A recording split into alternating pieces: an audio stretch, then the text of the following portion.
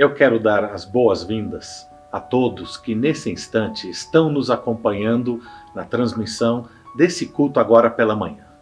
É uma alegria receber a cada um, a cada família, a cada pessoa que está aqui junto conosco. Eu tenho certeza que Deus irá abençoar grandemente a sua vida. Salmo, capítulo 1. Você poderá acompanhar comigo bem aí na sua tela ou abrir a sua Bíblia para nós podermos ler juntos este salmo. Bem-aventurado aquele que não anda no conselho dos ímpios, não se detém no caminho dos pecadores, nem se assenta na roda dos zombadores. Pelo contrário, seu prazer está na lei do Senhor, e na sua lei medita dia e noite. Ele será como a árvore plantada junto às correntes de águas, que dá seu fruto no tempo certo, e cuja folhagem não murcha. Tudo o que ele fizer prosperará. Não é assim com os ímpios. Eles são como a palha que o vento dispersa. Por isso, os ímpios não prevalecerão no julgamento, nem os pecadores na assembleia dos justos. Porque o Senhor recompensa o caminho dos justos, mas o caminho dos ímpios traz destruição.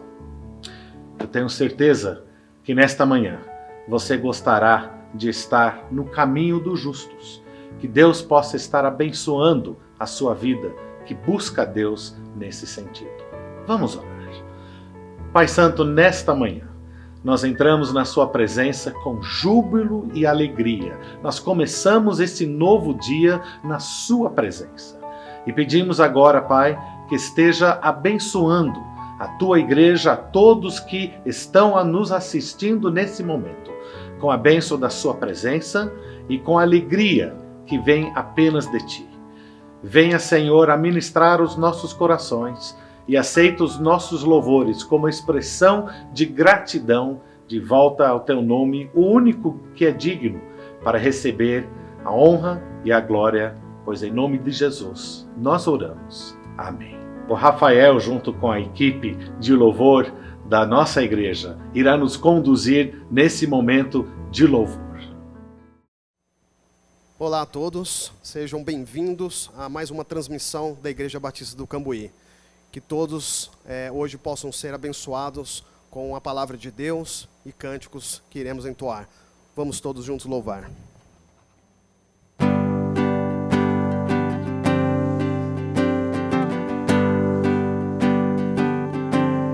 Declaram os céus a glória de Deus, e todo o universo vem louvar, seus feitos contar. Os céus e o mar levantem a voz, e toda a criação exaltam ao Rei dos Reis. Vem adoremos, vem adoremos, pois Jesus é Senhor, eterno Senhor, em breve virá. A sua palavra ficará quando tudo passar. Vem adoremos,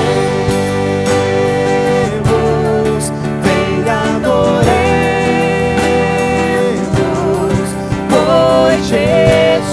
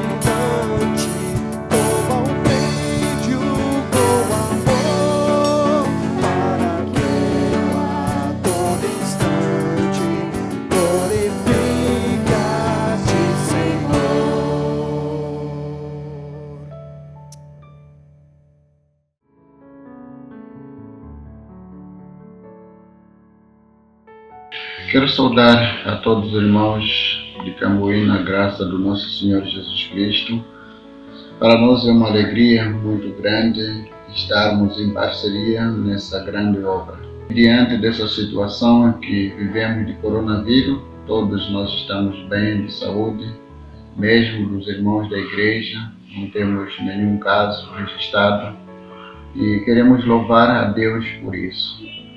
E quanto ao ministério, nós estamos trabalhando, continuando a formação de líderes e também com o acompanhamento das células nas casas, como o número é limitado de pessoas, e isso tem se tornado cada vez mais um desafio para nós.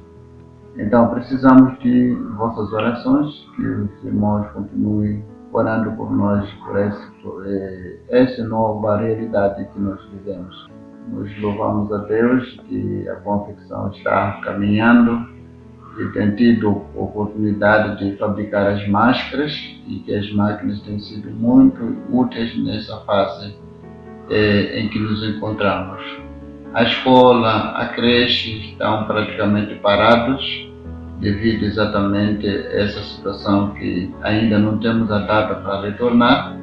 E até aqui nós temos percebido que os números, pouco a pouco, ainda continuam a subir. Esperamos que até lá haja redução e a vida dos moçambicanos possa voltar à normalidade.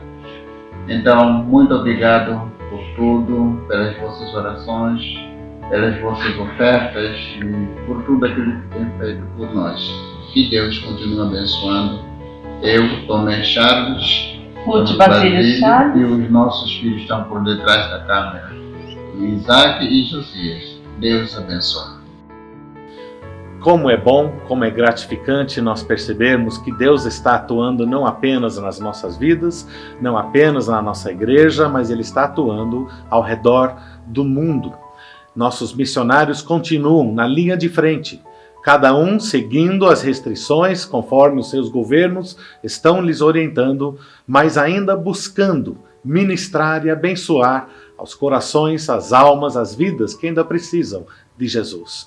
As nossas ofertas, as nossas contribuições têm como destino manter os nossos missionários em campo, manter todos os trabalhos da nossa igreja, manter tudo que Deus tem colocado nas nossas mãos como corpo, para nós podermos abençoar o seu reino e sermos agentes do reino de Deus. Você poderá efetuar nesse momento uma transferência bancária. Você poderá fazer uso do nosso aplicativo, usando também as contas que já estão ali na tela, e você poderá louvar o Senhor com a sua contribuição, com alegria nesse instante.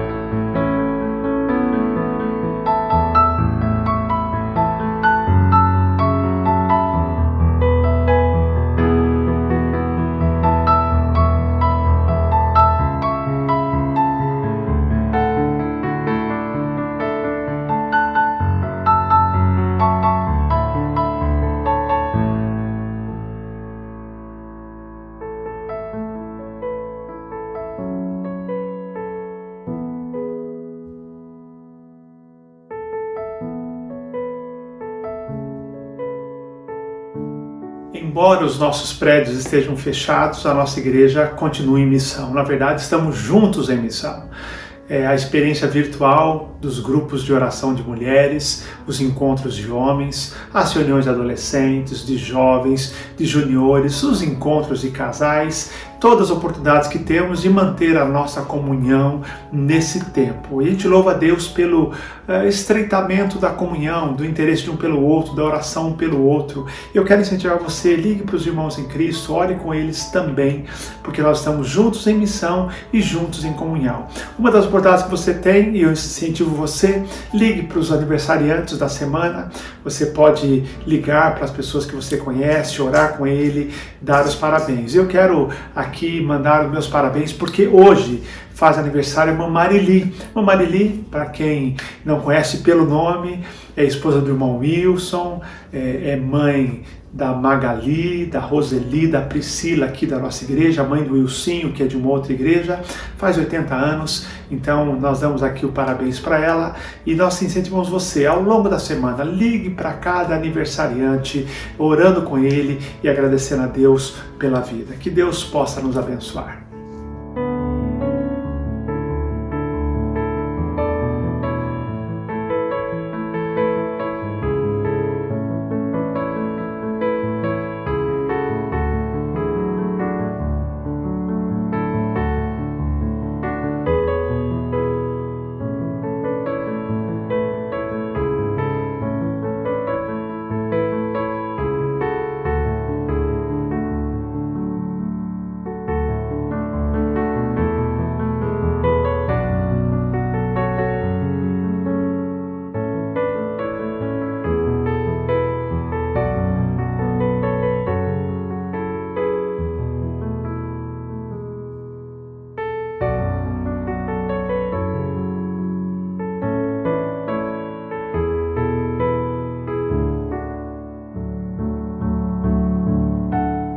Olá, queridos, eu sou o pastor Gabriel, diretor da Base Transformar, e neste sábado teremos mais uma ação para os nossos alunos.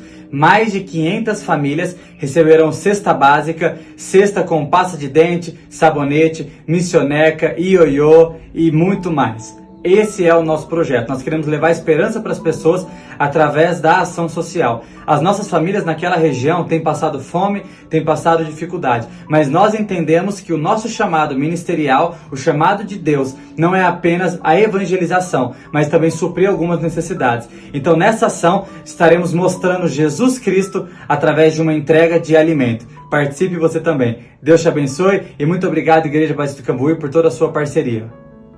Olá, meus queridos irmãos da Igreja Batista do Cambuí. Como vocês devem estar sabendo, estamos em campanha, inclusive ao sprint final, para conseguirmos 200 cestas básicas para distribuirmos na região do Parque Uziel, onde fica a Igreja Batista do Monte Cristo. Nós estamos captando os recursos, precisamos pagar isso na terça-feira e no dia nós iremos contar com caronas solidárias, onde que irmãos da igreja irão mostrar as casas que foram previamente cadastradas, aonde serão entregues as cestas. Conto com vocês. Olha, muito obrigado pela ajuda de vocês.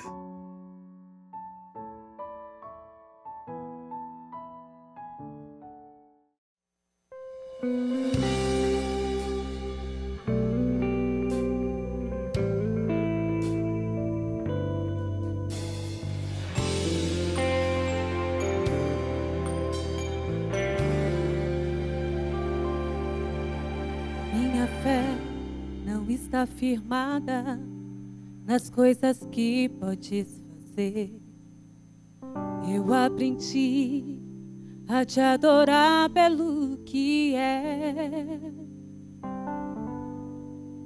Dele vem o sim, o amém, somente dele, mais ninguém. A Deus seja o louvor. Se Deus fizer, Ele é Deus. Se não fizer, Ele é Deus. Se a porta abrir, Ele é Deus. Mas se fechar, continua sendo Deus. Se a doença vier, Ele é Deus. Se curado for, Ele é Deus. Se tudo der certo, Ele é Deus. Mas se não der, continua sendo Deus.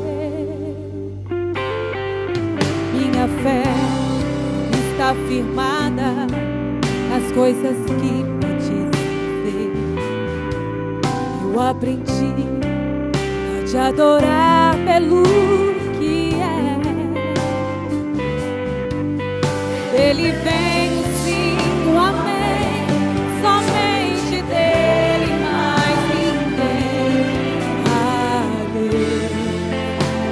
ouça o louvor. Se Deus quiser, Ele é Deus. Se não quiser, Ele é Deus. Se a porta abrir, Ele é Deus. Mas se fechar, continua sendo Deus. Se a doença vier, Ele é Deus. Se curado for, Ele é Deus. Se tudo der certo, Ele é Deus. Mas se não der, continua sendo Deus. Eu não adoro pelo que Ele faz, eu adoro pelo que Ele é. Acho que houver, sempre será Deus. Eu não adoro pelo que Ele faz, eu adoro pelo que Ele é. Acho que houver, sempre será Deus. Se Deus quiser, Ele é Deus. Se não quiser, Ele é Deus. Se a porta abrir, Ele é Deus. Continua sendo Deus. Se a doença vier,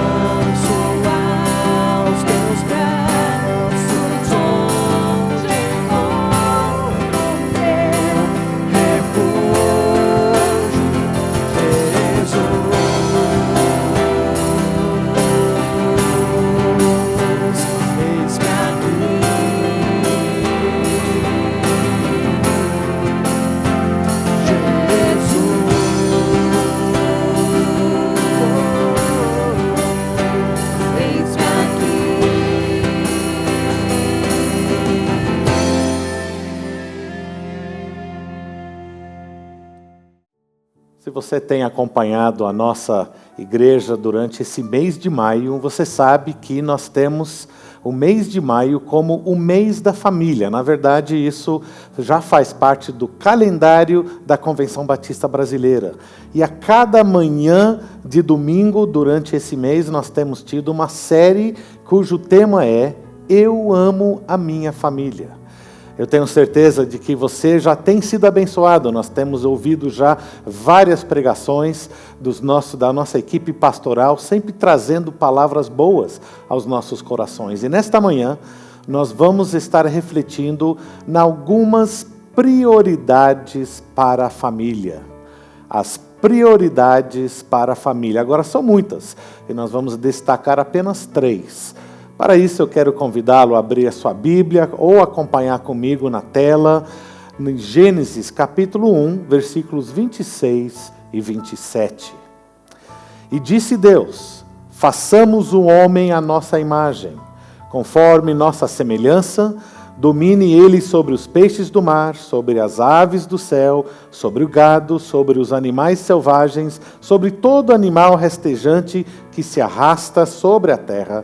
E Deus criou o homem à sua imagem, a imagem de Deus o criou, homem e mulher o criou. Nós temos aqui a imagem de Deus criando o primeiro casal de seres humanos, aqueles que foram os nossos progenitores. E nós temos então, nesse breve espaço de texto, algumas verdades profundas para as nossas vidas. A primeira coisa que nós queremos destacar como a primeira prioridade que nós entendemos tem a ver com voz. Agora, a voz é algo que todos nós queremos ter. Não estou falando da voz física, é claro, quando nós estamos com uma faringite, com algo que nos impede de desenvolver naturalmente a voz, nós ficamos então ali impedidos de poder usar e assim comunicar de uma maneira mais eficaz. Mas nós estamos falando sobre a voz do ser humano que se tem quando ela quer ser reconhecida, valorizada, respeitada. A voz que cada um temos dentro da sociedade, mediante os nossos amigos, dentro dos nossos círculos profissionais, dentro do contexto de mundo que todos nós vivemos. A nossa voz faz parte da nossa vida. Deus é um Deus que fala, a primeira coisa. Ele é um Deus que comunica. Ele é um Deus que está sempre usando a sua voz para se fazer conhecido e para se comunicar para os nossos corações. Deus usa a sua voz primeiro aqui para a criação. Foi através da voz de Deus que tudo que existe veio a existir. Deus então fala, e nós como seus, aqueles que foram criados à imagem dele, nós também falamos. Nós temos uma voz, mas mais do que uma voz física.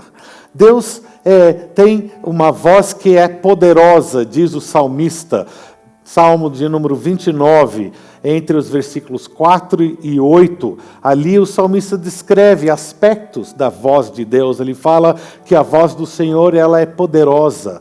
A voz de Deus ela é cheia de majestade. Ela produz chamas de fogo. Ela faz tremer o deserto. A voz de Deus tem poder. Ela tem, ela tem toda a qualidade para criar, para comunicar e para comandar eu e você e toda a criação. A voz também é a maneira que o indivíduo vai articulando a sua individualidade. Você já parou para pensar nisso? A nossa voz não é apenas o som e o timbre da voz, mas eu digo aquilo que somos nós. Ela é articulada através do nosso poder de comunicação.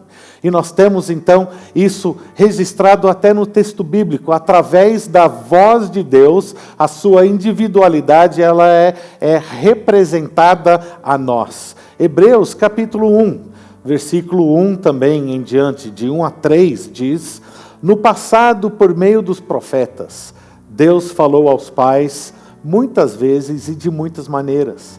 Nestes últimos dias, porém, Ele nos falou pelo Filho, a quem designou herdeiro de todas as coisas e por meio de quem também fez o universo. Agora veja, versículo 3. Ele é o resplendor da sua glória, a representação exata do seu ser. O Filho de Deus, Jesus Cristo, em João capítulo 1, ele é chamado de Verbo. A palavra verbo traduz o termo grego logos. E logos quer dizer palavra. A palavra de Deus, o logos de Deus, o verbo de Deus, nada mais é do que Jesus Cristo. É Jesus quem revela o Pai a nós, pois Ele é a voz de Deus. E a nossa voz também nos revela às outras pessoas. Agora, o que isso tem a ver com a família? Dentro do âmbito da família, nós devemos ter ali todo um ambiente onde nós criamos oportunidade para cada membro da família ter uma voz. Uma voz primeiro dentro do âmbito familiar e depois educando e ensinando os nossos filhos e os membros mais fracos da nossa família, educando-os e ensinando-os para criar uma voz para poder se projetar no mundo. Mas não é apenas uma autoprojeção, é uma projeção para abençoar as outras pessoas e primariamente para louvar e abençoar o próprio Deus. O seio da família é o lugar onde a voz é educada, é ensinada, é moldada e é dado lugar. Pois o mundo quer sufocar sempre a nossa voz, mas a família deve estar ali providenciando um local para que nós tenhamos uma voz e saibamos como usá-la para a honra e glória de Deus. Agora, nós temos algumas observações a fazer com respeito à voz. A primeira verdade é que tudo que distorce a voz de Deus resulta na destruição da pessoa. Deixe-me repetir isso porque você não captou. Tudo que distorce a voz de Deus vai resultar na destruição da pessoa que está ali acatando as distorções. Se você acompanhou algumas semanas atrás o estudo que eu tive a honra de estar conduzindo no culto de quinta-feira, você vai lembrar sobre como Satanás vai semeando dúvidas na nossa mente, no nosso coração, com respeito à palavra de Deus, querendo que nós tenhamos dúvidas sobre a veracidade da palavra, sobre o caráter de Deus e demais também coisas. Isso tem tudo a ver nesse momento. Tudo que venha a distorcer aquilo que Deus tem dito e quer fazer nas nossas vidas, isso vai comportar para que nós estejamos sendo derrotados, destruídos, vai comportar para a nossa destruição. E nós temos então que ouvir corretamente a voz de Deus, e dentro da família é o lugar certo para pais educar os seus filhos nesse sentido. Alguns pais têm feito o seguinte, têm relegado toda a educação espiritual para a igreja. A igreja é um bom lugar, mas não é o lugar certo para que uma criança venha a entender a voz de Deus de uma maneira mais correta e mais profunda, porque é através da ação de Deus vivenciada no nosso dia a dia, como adultos, como pais, como é que nós interagimos com o mundo a partir daquilo que Deus tem dito para nós, e é através das nossas ações que nós estamos ensinando os nossos filhos. Eles vão aprender a ter uma voz igual à nossa. Se nós não estamos ouvindo Deus, e nós estamos vivenciando as nossas vidas ouvindo apenas a nossa voz será distorcida, porque nós não estaremos ouvindo a voz de Deus, e nós teremos então as consequências vivenciadas na nossa vida e na vida dos nossos filhos também. Mas uma segunda verdade, tudo que silencia a voz do indivíduo destrói a imagem de Deus no ser humano. Tudo que silencia a nossa voz. Muitas vezes isso, como eu já disse, é o mundo ao nosso redor, a sociedade ao nosso redor, que quer tirar o nosso fôlego, que quer impor a sua voz sobre nós. Mas às vezes, meus queridos, nós somos silenciados até dentro das nossas próprias famílias.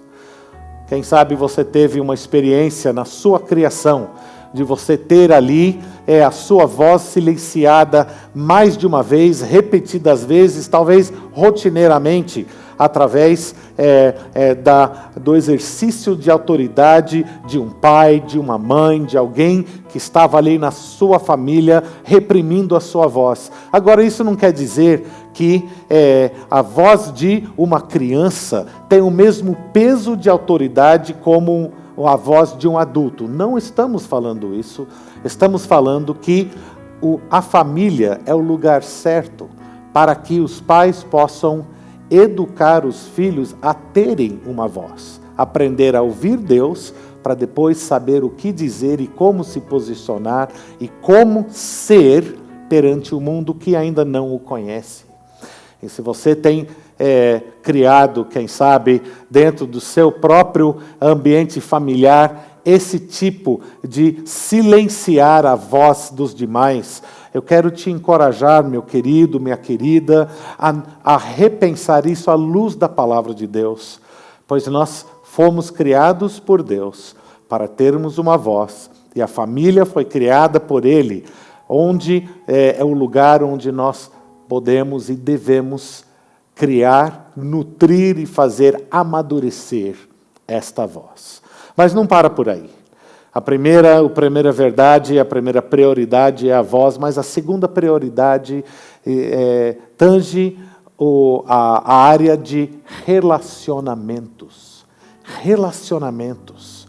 Veja, Gênesis 1, 26, só para nós lembrarmos, Deus falando, Ele diz, façamos o homem à nossa imagem, conforme nossa semelhança. Com certeza, você já sabe disso, você já viu isso. Deus fala na primeira pessoa do plural, não do singular. Deus, Ele é 3 em 1, Pai, Filho e Espírito Santo. E nós não vamos entrar no mérito da questão aqui sobre a Trindade. Basta nós sabermos que Deus é 3 pessoas num único ser, todos ali juntos. E nós não sabemos como explicar isto, mas a Bíblia afirma, a Bíblia nos ensina e nós entendemos Deus assim. E por Deus ser assim, nós podemos entender que Ele tem uma existência eterna, sem começo e sem fim, uma existência relacional em si mesmo. Antes da criação do mundo, Deus já se relacionava consigo mesmo, 3 em 1, Pai, Filho e Espírito Santo, os 3 se relacionando de uma maneira perfeita, de uma maneira amorosa, de uma maneira completa. Ele nos cria depois a sua imagem, como também seres relacionais. E nós fomos criados por Deus para nós nos relacionarmos uns com os outros. Agora, quem sabe você já viu aquela lista que em muitas ocasiões nós temos visto e ouvido, principalmente se você faz parte do corpo de Cristo já por algum tempo, aquela lista prioritária, quem deve estar em primeiro lugar nos nossos relacionamentos, quem em segundo e assim por diante. Eu não quero ignorar isto, mas só vou mencionar, porque não é o foco daquilo que nós queremos falar nesta manhã.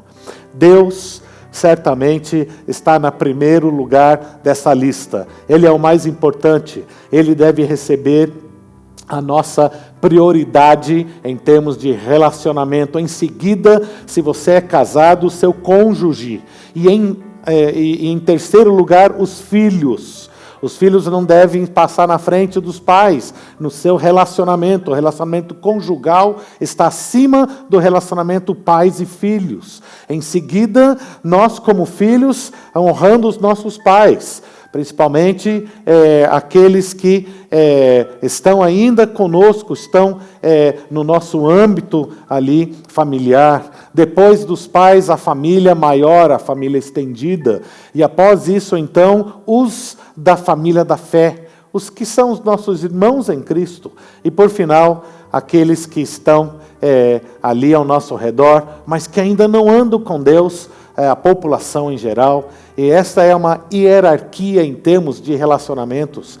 Mas é interessante entender que um relacionamento saudável e é caracterizado pelo conhecer e ser conhecido. E nós queremos nos deter aqui apenas alguns instantes. Em primeira instância, nós todos entendemos que nós precisamos ser conhecidos. O outro deve nos conhecer. Agora, às vezes é difícil isso, porque nós vivemos dentro de um contexto onde nós aprendemos desde cedo que certos aspectos do nosso coração, do nosso interior, certas facetas da nossa vida, nós devemos manter mais sigilosos, nós devemos estar ali guardando e resguardando, até para as pessoas mais íntimas. Nós vivemos dentro de um contexto onde segredos são rotineiramente guardados até em família, onde aspectos de quem nós somos, nós nunca projetamos, muito pelo contrário, nós usamos de diversas máscaras para projetar uma imagem daquilo que nós gostaríamos de ser, para que as outras pessoas nos olhem com bons olhos. E isso é um desafio, meus queridos, isso é um desafio para nós, porque para sermos conhecidos, nós temos que ser pessoas transparentes, autênticas, abertas, e tudo isso se resume numa palavra só: vulneráveis. A palavra vulnerável não é uma palavra popular no nosso meio. A palavra vulnerável nos sugere perigo, nos sugere ali algo que estará nos comprometendo, e ainda mais dentro de um contexto onde as pessoas usam certas verdades contra nós. Mas dentro de um relacionamento saudável, nós precisamos ser conhecido pelos outros, e isso demanda de nós uma abertura constante do nosso coração. Agora, não é só para qualquer um que nós nos abrimos, mas Deus vai nos mostrando, e certamente dentro do âmbito familiar é o lugar certo para nós podermos aprender a como nos relacionar, pois ali deve ser um ambiente seguro. Um lugar onde cada pessoa ela é amada, ela é aceita, tal qual ela é, com todos os seus defeitos. É dentro dos relacionamentos de maior intimidade que nós somos conhecidos melhor. E muitas vezes as pessoas, então, dentro das nossas famílias, nos conhecem. E pela misericórdia de Deus, ainda assim, continuam a nos amar. Mas veja como a família é importante, ela nutrir isso para cada membro da sua família. Agora, o outro lado dessa mesma questão é o lado de não só ser conhecido, mas também conhecer.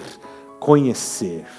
Nós entendemos que nós precisamos conhecer o outro, conhecer as outras pessoas. Deus, Ele nos conhece perfeitamente, e nós precisamos conhecer as outras pessoas. Isso demanda uma visão clara e nítida das outras pessoas, tanto da nossa parte em nos revelar, de lá para cá também devemos ter essa revelação, mas exige também da nossa parte paciência, exige discernimento, exige qualidades que nós devemos exercer, exige aquele olhar de amor que diz: eu entendo os seus defeitos e mesmo assim eu te aceito. A família existe para isso, e nós precisamos então incorporar isso, para nós termos voz e desenvolver relacionamentos saudáveis, que honram e que espelham a Deus. Só é possível quando existe um equilíbrio do terceiro elemento, que é poder. A terceira prioridade, meus amigos, vamos falar um pouco sobre poder. Agora, poder é um assunto amplo. Quando nós falamos de poder, nós logo lembramos de muitas instâncias de poder e certamente de abuso de poder, onde o poder foi mal empregado, muitas vezes até contra nós. Nós sentimos quando uma outra pessoa usa do seu poder e da sua autoridade para nos prejudicar. Isso causa mágoa, feridas nos nossos corações. Nós todos temos instâncias nas nossas vidas onde isso tem ocorrido, e nós podemos facilmente nos identificar. E quando nós ouvimos a palavra poder, quem sabe uma dessas instâncias não salta à nossa mente, isso já traz uma bagagem negativa. Por outro lado, também quando nós usamos a palavra poder, logo pensamos no poder civil que é exercido pelos nossos governantes, e muitas vezes nós também podemos perceber que aquelas pessoas que estão em posições não apenas governamentais, mas também em outras posições empresariais que estão sobre nós, que dominam muitos aspectos da nossa vida, estão ali também abusando do poder e também causando mal em vez do bem comum e certamente para nós, para eu e você, meus queridos. E assim, então, nós temos uma ideia negativa do poder. Mas o poder é algo que, sendo negativo muitas vezes, é algo também que é para o bem. Pois Deus detém todo o poder e Ele não usa o poder para o mal. Ele usa para o bem e Ele outorga autoridade e poder a nós que somos os seus filhos, os seus seguidores. E veja então qual é a função correta de tudo isso. A função dos que detêm maior poder, dentro da família, dentro da sociedade, dentro de qualquer contexto que você tenha relacionamentos, a função dos que têm maior poder é sempre de proteger, de nutrir, de abençoar e de ensinar os mais vulneráveis. Deixe-me repetir isso, porque eu acho que você perdeu. A função daquelas pessoas que têm mais poder é sempre de proteger, nutrir, abençoar e ensinar os que têm menos poder, ou por que não dizer os mais vulneráveis. O poder é frequentemente abusado e mal empregado, não é verdade? Nós já falamos sobre isso. Mas em Filipenses, capítulo 2, versículos 3 e 4, nós temos uma outra visão do poder.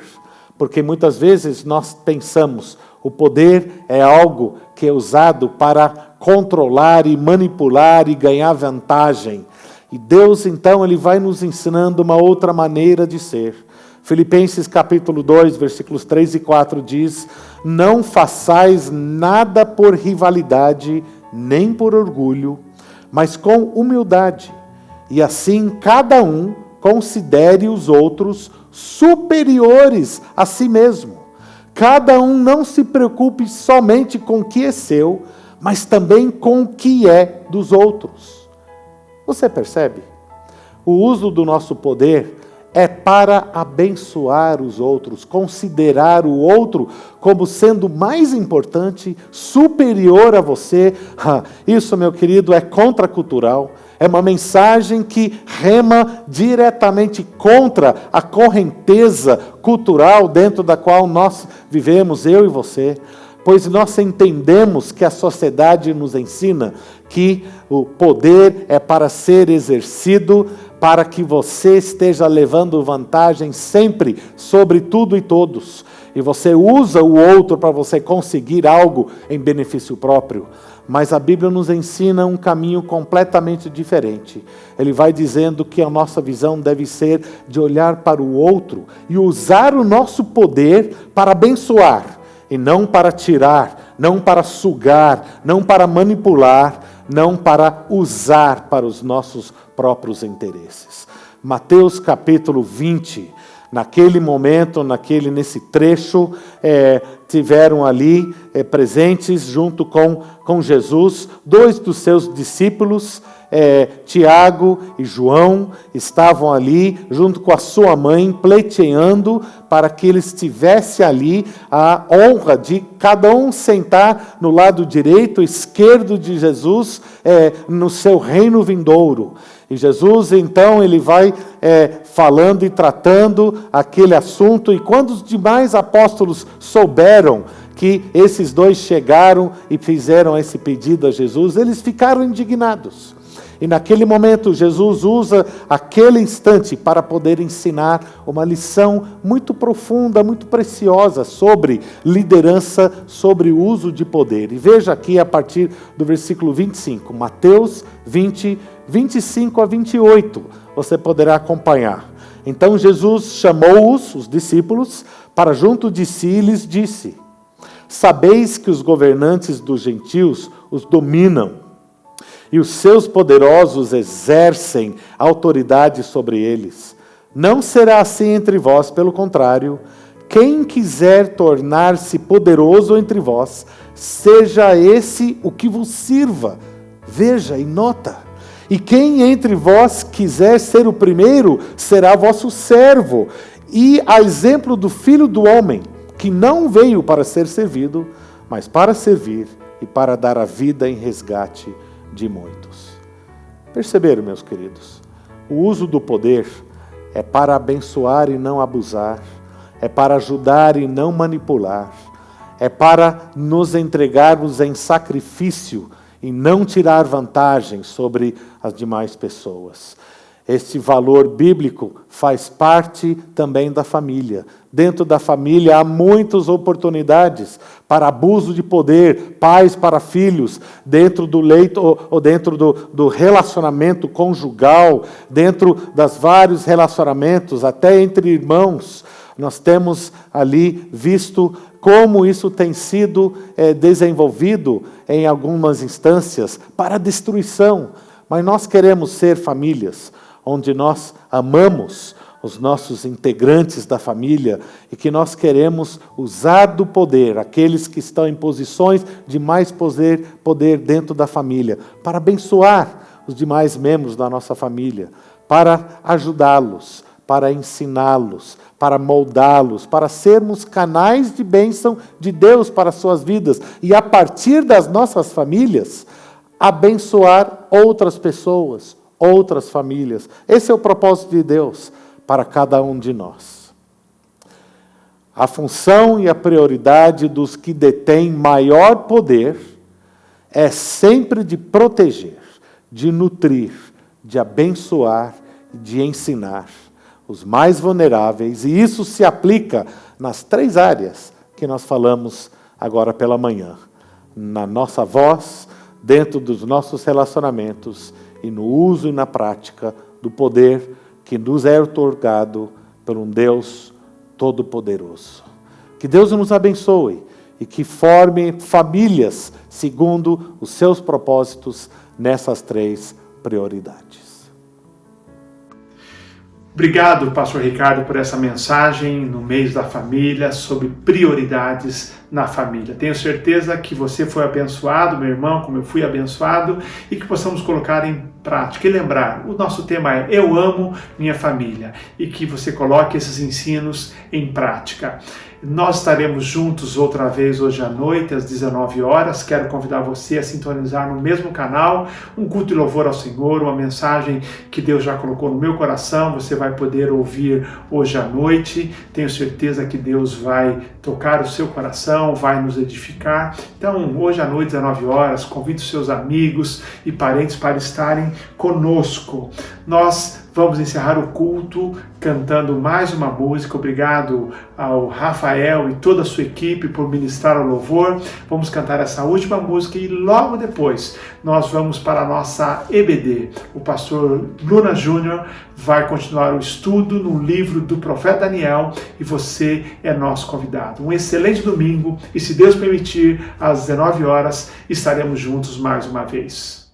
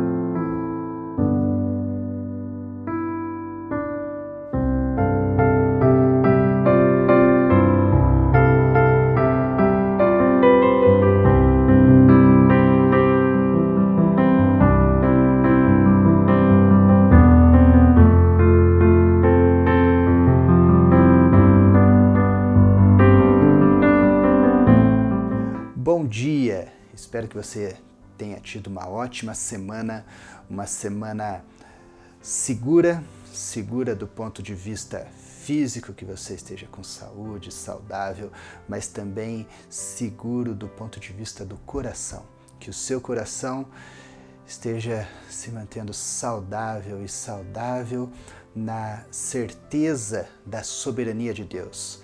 Eu não sei se você tem pensado tanto sobre isso quanto eu tenho pensado sobre a soberania de Deus, porque ela é a fonte de toda a nossa segurança em tempos difíceis, e eu quero te ajudar a pensar mais sobre isso. A gente vai falar mais sobre isso hoje, a gente já tem falado em todas as aulas e a gente vai continuar falando nas próximas aulas também.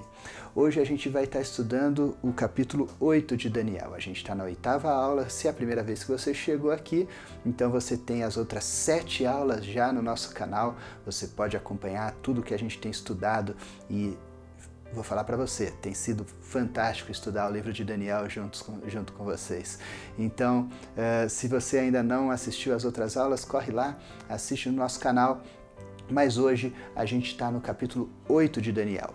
E então a gente vai parar um pouco para estudar esse capítulo, que, como a gente falou a semana passada, ele já faz parte dessa segunda sessão de Daniel, uma sessão mais apocalíptica, né, de uma linguagem apocalíptica que envolve figuras, imagens, uma linguagem diferente, e inclusive o capítulo 8 ele traz uma mudança interessante no texto original, que ele muda o idioma que ele foi escrito. Então até o capítulo 7, com exceção de algumas seções, ele estava sendo escrito em aramaico, que era a língua falada na Babilônia, mas agora a partir do capítulo 8, então, ele passa a ser escrito em hebraico, que é a língua do povo judeu, né? Então isso mostra mais uma vez para a gente o que eu falei a semana passada, que o público-alvo aqui não é mais os outros povos, senão o povo de Israel, o povo de Deus, né? O Deus está falando com o seu povo, essa é a intenção de Deus aqui. E ele continua falando por meio de figuras. A linguagem apocalíptica é assim, ela faz uso de figuras, né? E as figuras elas são úteis para explicar aquilo que é mais difícil de verbalizar, ou uma coisa que a gente ainda não conhece. Por exemplo, eu estava vendo um exemplo assim, alguém falando assim, imagina você explicar como é um abacaxi para um esquimó que nunca viu um abacaxi. Então você teria que usar tudo aquilo que ele conhece, né? Uma banha de baleia com gosto doce, como mel e tal, e ficaria muito difícil, não é? Provavelmente, se você tivesse acesso à internet e um celular na mão, você daria um Google, pegaria a imagem de um abacaxi e mostraria a imagem. As imagens, elas fazem isso, elas tornam mais claro aquilo que a gente não consegue verbalizar. Então, quando Deus vai falar sobre o futuro e coisas que as pessoas ainda não entenderiam, ele usa imagens para explicar e esclarecer melhor. Às vezes parece um pouco confuso, mas depende muito de como a gente tem a nossa forma de aprendizado. Algumas pessoas preferem aprender por imagens, outras preferem aprender por argumentos, não é? E Deus usa as duas formas na sua palavra, e ele é fantástico, ele é bem eclético, né? Ele fala com todos nós, né? E aqui falando sobre imagens, sobre essas imagens, então, o capítulo 8 de Daniel, ele traz uma imagem um pouco mais fácil de entender do que a imagem do capítulo 7, né? Do versículo 1 até o versículo 12, então, a gente vai ver Daniel tendo uma outra visão, uma segunda visão, né? Depois daquela dos 4 animais e tal, ele vai ter então uma visão de 2 animais, tá? Então, o primeiro animal é um carneiro. Eu vou resumir aqui essa visão, né, que vai até o versículo 12, mas é um carneiro muito grande que surge, ele tem 2 chifres, um chifre maior do que o outro, e ele tem poder e força. E ele avança para onde ele quer e ninguém consegue resistir a ele. Ele é poderoso, ele faz o que ele quer e ele vai ficando cada vez maior e maior e maior. A ideia aqui é que a gente tem em mente não só um carneiro, é uma figura mais fácil da gente imaginar, não é? Um carneiro a gente conhece, mas um animal realmente grande. Imagina um carneiro do tamanho de um dinossauro, não sei, um carneiro gigantesco. Ele vai crescendo e crescendo em tamanho. E ele vai pisando e conquistando o espaço que ele quer. Ninguém consegue parar ele. Até que de repente surge um segundo animal. E Daniel ele devia estar muito impressionado com o carneiro e com o tamanho do carneiro, até que surge esse segundo animal. O segundo animal é um bode.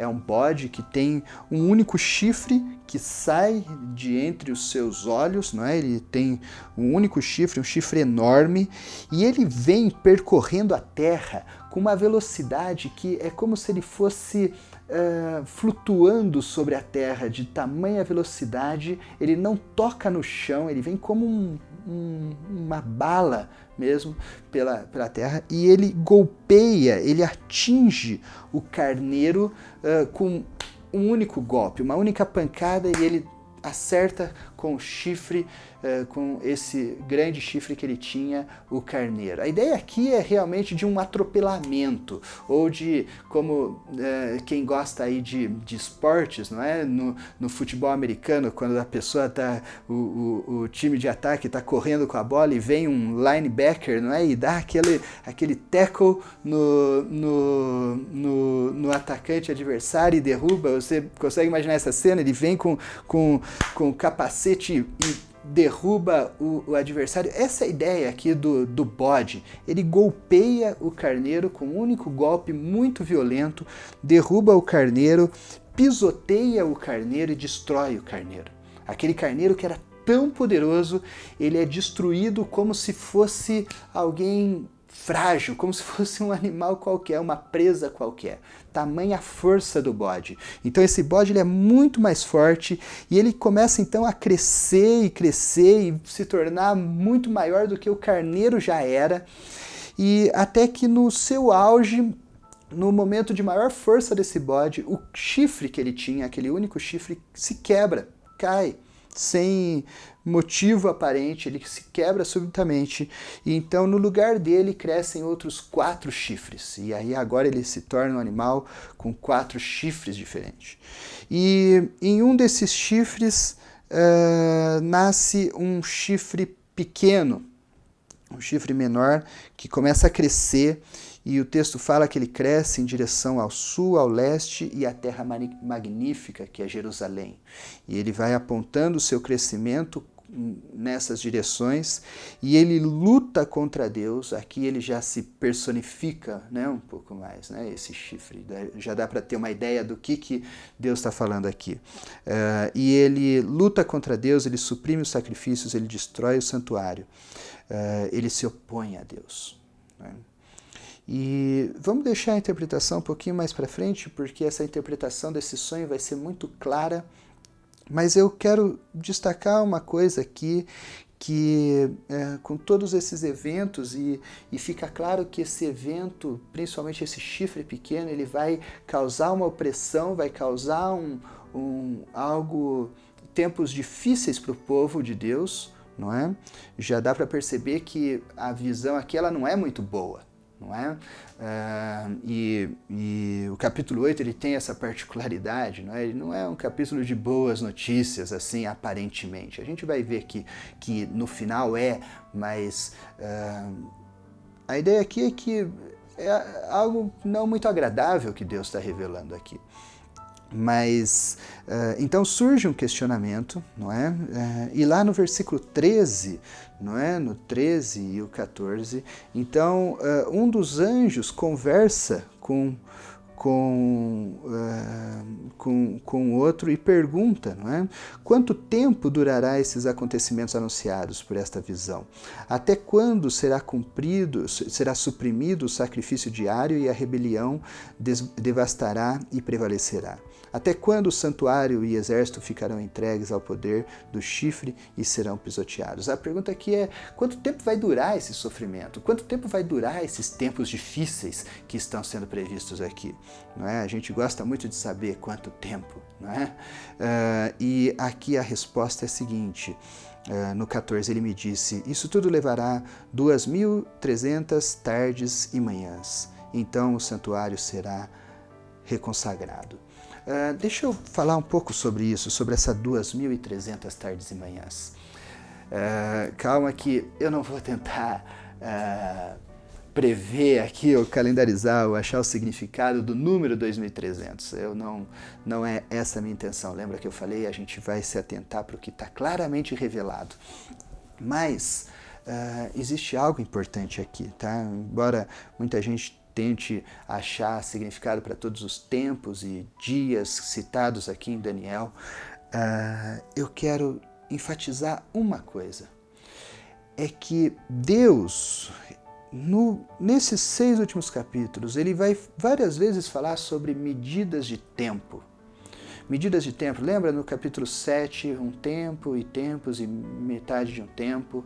Depois no próximo capítulo a gente vai falar sobre 70 semanas e aí várias hipóteses sobre isso e tal. Mas a gente vai ver Deus sempre colocando tempos, medidas de tempo no livro.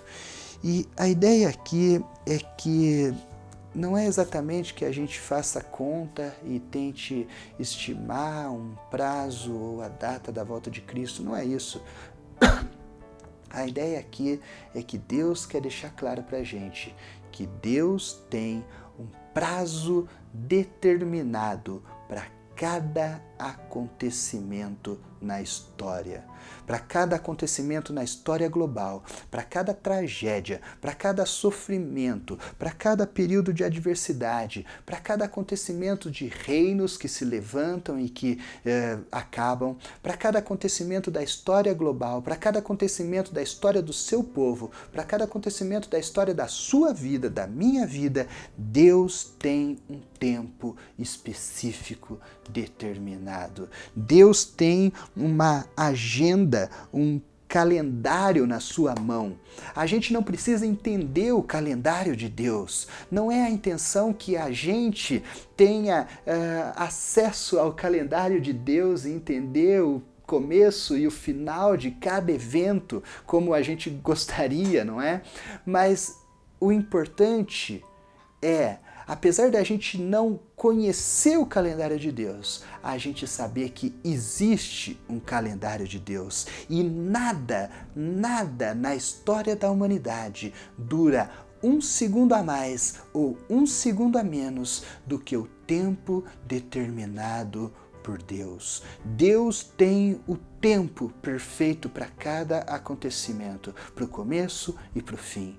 E sabe, o sofrimento que você passa hoje, as lutas que nós passamos hoje, as lutas que a humanidade passa hoje, que nós temos essa situação da pandemia, crise financeira, crise global, crise de liderança, crise política, tudo isso tem o tempo determinado por Deus. Isso é fantástico. Você precisa sossegar e descansar no fato de que Deus tem o seu tempo e Ele nunca perdeu o controle do tempo. Ele determina os tempos das coisas, assim como Ele determina aqui o tempo que vai durar esse sofrimento e essa opressão para o povo de Israel.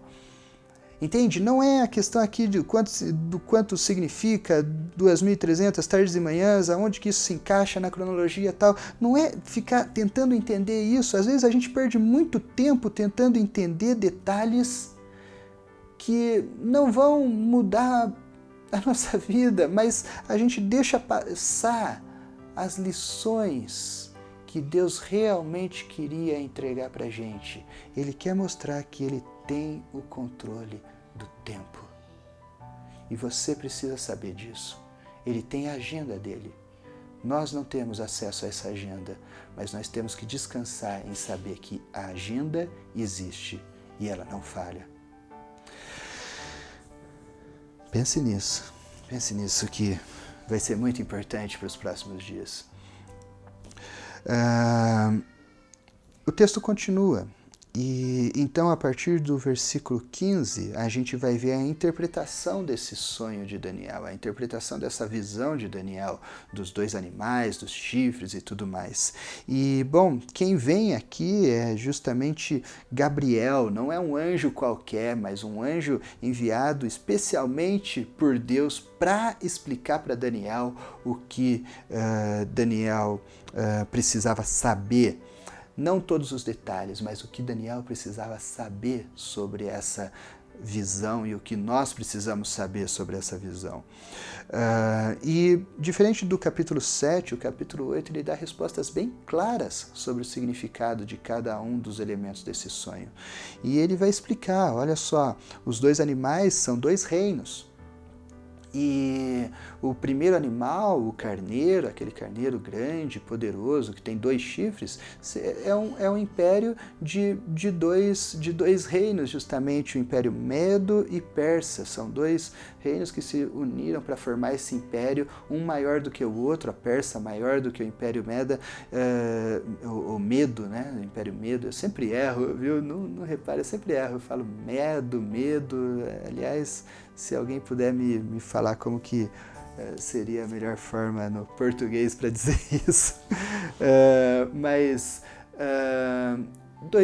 Esse império, o Império Persa, né, conhecido como Império Persa, é o carneiro, e depois o bode, que é o Império Grego também, bem explicitamente dito aqui, tá? Por isso que quando a gente faz assim algumas suposições no capítulo 7, no capítulo 2, dizendo que as visões se referem ao Império Persa, depois ao Império Grego e possivelmente ao Romano, é porque a partir do capítulo 8 você vai ver que o livro ele trata de forma bem clara e mostra que realmente existe uma relevância desses 2 impérios na história aqui e na revelação de Deus. E no capítulo 8 é bem claro, então, o carneiro é o Império Persa e o bode é o Império Grego. E daí ele vai falar sobre o bode. Ele fala que o grande chifre é o primeiro rei desse Império Grego, né, o rei poderoso, conquistador, e depois ele morre e então surgem outros 4 reis, porque esse império ele é dividido em 4 governantes, 4 reis, e de um desses governos surge um rei forte, que é o chifre pequeno, mestre de astúcias, que destruirá tudo e lutará contra o próprio povo de Deus. E aqui fica fácil da gente identificar esses fatos na história, né? Porque aqui ele está bem mais explicado, não é? A revelação de Gabriel aqui para Daniel, a explicação do sonho. Então, Daniel aqui ele está ainda no 3º ano de Belsazar, ainda no Império Babilônico, ele ainda não sabia que os persas iriam conquistar a Babilônia, apesar de ser muito provável, porque os persas já estavam crescendo, expandindo o seu império e atacando a Babilônia em vários lugares, mas ainda não tinha conquistado a cidade e o Império Babilônico, mas já estava na iminência disso. Em 539 a.C., então, Dário, né, o Ciro, aí a gente falou que pode ser sinônimo, né, os 2 nomes para a mesma pessoa. Em 539 a.C., então ele conquista a Babilônia, como a gente viu no capítulo 5 de Daniel, e depois, quase 200 anos depois, né, um pouco mais de 200 anos depois, no ano 331 a.C., então Alexandre o Grande vem com o Império Grego e conquista a Babilônia do Império Persa, não é? Então vem um novo império, o Império Grego, e esse grande chifre claramente é Alexandre, não é? O grande conquistador da Grécia que expandiu o império para limites nunca antes alcançados no Império Grego. E então Alexandre é esse grande chifre, o primeiro imperador da Grécia, o primeiro grande imperador, grande conquistador da Grécia, e depois ele então morre rapidamente, ele morre jovem de uma doença não muito bem definida, não é? Mas ele fica doente, em uma semana ele morre, morre inclusive ali mesmo na Babilônia, mas ele morre então 8 anos depois de conquistar a Babilônia, em 323, e depois disso começa uma grande disputa no Império Grego pelo poder e para quem seria o sucessor de Alexandre, já que ele não tinha filho, ele tinha mas muito pequeno, na verdade um bebê, não é? E daí fica aquela cadeira vaga no poder, não é? E as pessoas começam a disputar, até que 2 anos depois o Império Grego ele se estabiliza numa divisão entre 4 grandes territórios, né? Então, em 321 a.C., o Império Grego é dividido, os Ptolomeus ficam no Egito, os Seleucidas ficam na Mesopotâmia e Ásia Central, os Alaídas ficam na Anatólia, e os Antígonos, Anatólia, que é aquela região ali da Turquia e tal, e os Antígonos na Macedônia, que é onde fica hoje a atual Grécia, não é? O país da Grécia. Então, o reino é dividido em quatro territórios, né? E depois, aqui já um pouco mais menos claro, mas muito provável, surge então um rei, né, em um desses 4 territórios, Antíoco Epifânio, que provavelmente seja esse pequeno chifre que vai crescendo. Ele reina de 175 a 164 a.C. e ele luta contra Israel, ele oprime o povo judeu. Ele faz isso, ele profana o templo, ele interrompe os sacrifícios, proíbe, né, os sacrifícios no templo. E até como curiosidade, existe um texto que relata esse período, é um texto apócrifo, ou seja, ele não é considerado dentro do cânon bíblico, ele não está nos livros da Bíblia, mas ele é um texto que tem validade histórica, não é? Que é 2 Macabeus, né? Os livros de Macabeus, eles contam a resistência do povo judeu contra a opressão do Império Grego. E aqui, então, em 2 Macabeus 6, do 1 ao 11, se você tiver curiosidade, depois você procura na internet, você vai achar lá. E ali é um relato que mostra o que Antíoco Epifânio estava causando para o povo judeu. E você vai ver que tem muito a ver com o que está previsto aqui em Daniel 8. Né, essa proibição dos sacrifícios, a profanação do templo e a perseguição aos judeus e tudo mais. Mas existe uma coisa, então isso só para dar um contexto histórico do que está sendo revelado aqui. Mas eu quero destacar um ponto aqui em tudo isso sobre esse chifre pequeno principalmente. E tirar algumas lições de tudo isso. Porque o texto ele é isso, ele acaba assim, sabe? Ele não dá um final feliz, ele só fala, vai acontecer isso, pronto, é isso. Você acha que você lê o capítulo 8 e fala assim, uau, não é? Só tem notícia ruim aqui, nenhuma notícia boa, quando que vai vir a notícia boa, não é? A gente tá assim, né? Cadê a notícia boa? Mas... sim, existem lições preciosas aqui nesse texto que eu quero dividir com você. E, bom, primeiro eu quero destacar uma coisa no versículo 24 e 25 sobre esse pequeno chifre. Olha só comigo, versículo 24 fala que ele se tornará muito mais forte, mas não pelo seu próprio poder. Ele vai se tornar forte, mas não pelo seu próprio poder. Provocará devastações terríveis, será bem-sucedido em tudo que fizer, destruirá homens poderosos e o povo santo. Versículo 25. Com o intuito de prosperar, ele enganará muitos e se considerará superior aos outros. Destruirá muitos que nele confiam e se insurgirá contra o príncipe dos príncipes. Apesar disso, ele será destruído. Mas olha a observação de novo. mas não pelo poder dos homens. Você percebeu isso? Você percebeu o que eu percebi aqui? Ele vai se tornar poderoso, mas não pelo seu próprio poder. Ele vai ser destruído, mas não pelo poder dos homens.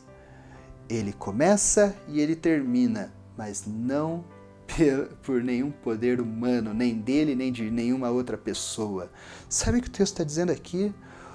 O maior opressor do povo judeu aqui nessa história, não é? O povo judeu foi oprimido várias vezes na história da humanidade, mas nessa história aqui, o maior opressor, o maior opositor, ele é levantado e ele é derrubado pelo poder de Deus. No tempo de Deus e pelo poder de Deus. É Deus controlando todas as coisas. É Deus escrevendo a história. Mesmo aquela história que não é tão fácil de ser digerida, mesmo aquela que envolve perseguição, opressão e dificuldades que nós tenhamos que passar, é Deus no controle de todas as coisas. A gente pode não entender o que está acontecendo e perguntar a Deus, mas por quê? Por que o Senhor permite tanta tragédia, tanta tristeza, tanta desgraça? Mas mesmo que a gente não entenda, a gente precisa saber que Ele governa sobre todas as coisas. Ele começa e Ele termina no tempo dEle. Ele é Senhor soberano sobre todos os eventos da história. Mesmo os eventos ruins, Ele é soberano sobre todos eles. E no final, Ele vai triunfar, ele destrói esse opressor. No final, Deus sempre triunfa, porque ele tem o controle do início, do meio e do fim de qualquer acontecimento da história. Desses acontecimentos de hoje, dessa pandemia, ele tem o controle de todas as coisas. Ele sempre esteve no controle. Mas, sabe, tem uma outra lição aqui. Até que o fim aconteça, até que Deus dê um basta no mal, nas tragédias, nas opressões, no sofrimento, até que isso aconteça, a gente precisa perseverar. A gente precisa estar consciente de que os tempos serão difíceis. Essa é a intenção dessa visão que Deus revelou para Daniel. A ideia aqui é a seguinte: o povo, Daniel, e quem estudar, a gente vai ver isso no próximo capítulo, eles tinham uma informação que o exílio duraria um período de tempo, duraria 70 anos e depois ele acabaria. E depois o povo voltaria para Israel para reconstruir o templo e as coisas. Então eles achavam que aquele sofrimento, aquele exílio que eles estavam passando tinha uma data para acabar. Agora o que Deus está mostrando é o seguinte: não vai ser tão fácil ou não vai ser tão rápido a solução do problema que você quer ver resolvido.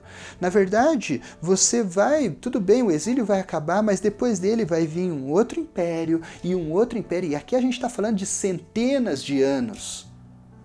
Né? Porque impérios não surgem e caem assim tão rápido, não é? A gente vê aqui, só nessa história aqui, se passaram quase 400 anos. Não é?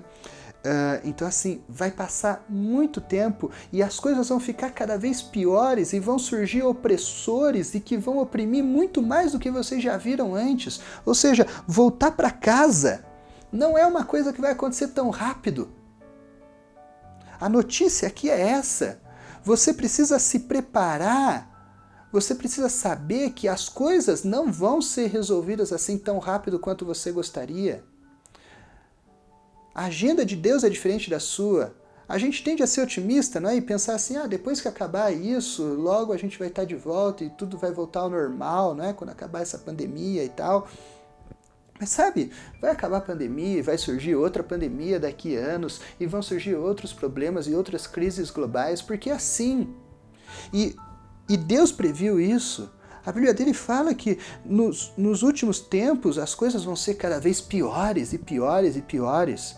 E eu fico impressionado com o povo de Deus que tem acesso a essas informações, ou seja, Deus falou assim, olha só, eu estou te avisando, para você não se surpreender depois, quando surgir um governante, o chifre pequeno aqui, que vai oprimir o povo, vai perseguir o povo, você não tem que ficar surpreso, está avisado.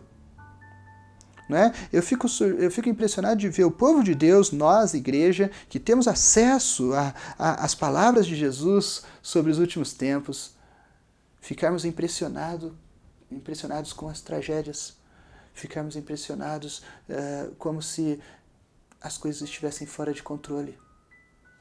Deus avisou a gente sabe, a gente tem que se preparar para dias cada vez piores, a gente tem que se preparar para isso. Essa é a intenção aqui, se prepare para que quando a aflição ocorrer, você permaneça firme. Você permaneça firme, firme na esperança, firme na certeza de que a solução que nós devemos desejar não é a solução dos nossos problemas de hoje, a solução imediata desses problemas. Mas o que a gente tem que desejar é um reinado eterno com Cristo para todo sempre. É aquilo que ele prometeu no capítulo 7. É esse reinado que nós vamos reinar junto com ele. É isso que a gente tem que desejar, é lá que tem que estar o nosso foco, não na solução. Aqui Deus está dizendo assim, está mostrando para Daniel assim, Daniel, tira os olhos da solução imediata, a solução não vai acontecer tão rápido quanto você imagina, a minha agenda é diferente, mas ela existe, ela não falha, eu continuo soberano sobre todas as coisas, eu levanto, eu derrubo reis, eu tenho tempo para todas as coisas, então confia em mim, confia que o que eu te prometo é muito mais do que a solução dos problemas que você passa hoje. E sabe, Daniel não viu a solução dos problemas aqui. Assim como Elias não viu o fim dos opressores que perturbavam ele, ele teve que delegar isso para Eliseu. Assim como muitos não viram a solução, morreram perseguidos, morreram sofrendo, morreram queimados, morreram com tragédias. Mas a esperança do povo de Deus não é a solução dos problemas nessa vida.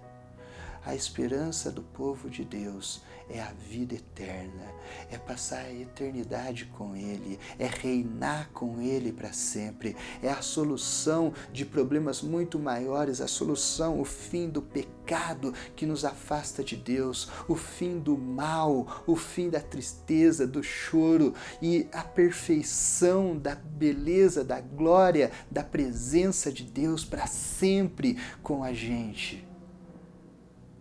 Essa é a nossa esperança. Daniel está aqui para colocar um banho de realidade no povo de Deus e dizer assim, para de criar expectativas para essa vida. As coisas vão demorar muito mais do que você imagina. Voltar para casa não vai acontecer tão rápido. Voltar à normalidade, igual a gente quer, não é? Não vai acontecer tão rápido. Na verdade, sua expectativa não devia estar nisso. A nossa esperança está na eternidade. É lá que tem que estar a nossa esperança. É essa a mensagem de Daniel. Essa esperança não falha, o tempo de Deus não falha, a soberania de Deus não falha. É por isso que eu falo, a gente precisa se agarrar na soberania de Deus. Senão, a gente só vai viver de frustração em frustração, de desespero em desespero. Mas quando a gente entende que Deus é soberano e Ele tem uma promessa que nunca vai falhar, a gente pode ficar em paz. A gente pode ficar em paz. Eu quero terminar essa aula com os 3 desafios. O primeiro desafio é: espere o tempo de Deus. Espere no tempo de Deus. Entenda, existe uma agenda, você não tem acesso a essa agenda, você não sabe qual é a agenda de Deus, mas ela existe. E você tem que descansar no fato de que Deus tem o tempo dele. Não é o nosso tempo, não é como a gente gostaria. Eu gostaria de que essa quarentena já tivesse terminado há muito tempo. Eu gostaria que que isso nunca tivesse acontecido. Eu tenho certeza que você também gostaria, mas o nosso tempo não é o tempo de Deus. O tempo de Deus, ele sempre existiu e ele nunca falhou. Descanse nisso. Descanse nisso. Pare de ficar frustrado porque o seu tempo não é cumprido e descanse no tempo de Deus. Segundo lugar, confie no controle de Deus. Ele está no controle de todas as coisas. Ele está no controle da minha vida, da sua vida, de todas as circunstâncias globais e pessoais. Ele tem todas as coisas no seu controle. A gente precisa ser relembrado disso o tempo todo, mais do que nunca. Em tempos de coronavírus, mais do que nunca a gente precisa ser lembrado que Deus está no controle. A saúde pública não está no controle, ela está entrando em colapso. O mundo, a política está entrando em colapso, a economia está entrando em colapso. A sensação é de que as coisas estão fugindo do controle, mas Deus nunca perde o controle de nada. Deus já passou por crises globais muito maiores do que a que a gente passa hoje. E Ele sempre esteve no controle de tudo. Você precisa meditar nisso todos os dias, para que você não viva em desespero. Confie no controle de Deus. Em terceiro lugar, persevere. Persevere e se prepare para enfrentar mais lutas. Eu estou sendo honesto com você. É isso que a Bíblia fala. Deus é honesto com a gente. Ele não prometeu a solução dos nossos problemas de hoje. Ele prometeu uma eternidade de alegrias para você. Então, mude as suas expectativas. Se prepare para mais lutas. E persevere em meio a essas lutas, porque vai valer a pena. A recompensa na eternidade é muito maior do que a solução dos seus problemas hoje. Acredite em mim. Então, se mantenha firme com uma notícia realista de que a solução que você espera talvez não venha, mas a promessa de Deus eterna, com certeza, nunca vai falhar. Então se prepare e persevere em Cristo Jesus, persevere nas promessas de Deus, elas nunca falham e elas são o motivo da gente permanecer de pé todo o tempo. Eu espero que a soberania de Deus te acompanhe todos os dias, que não a soberania, não como se a gente pudesse perder a soberania de Deus, mas que a consciência da soberania de Deus faça parte do seu dia a dia, que você medite, pense sobre ela e se conforte nela. Que Deus te abençoe, te dê uma ótima semana e eu espero você a semana que vem para a gente estudar Daniel 9.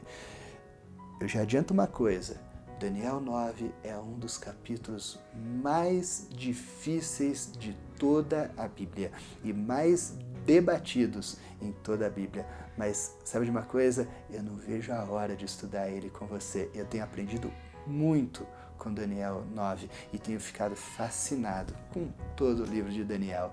Tem sido fantástico, mas eu preciso que você leia o capítulo 9 de Daniel antes da nossa próxima aula, porque vai ser muito importante, tá bom? Então até lá, até a semana que vem, que Deus te abençoe, te encha de alegria na esperança e na soberania de Deus.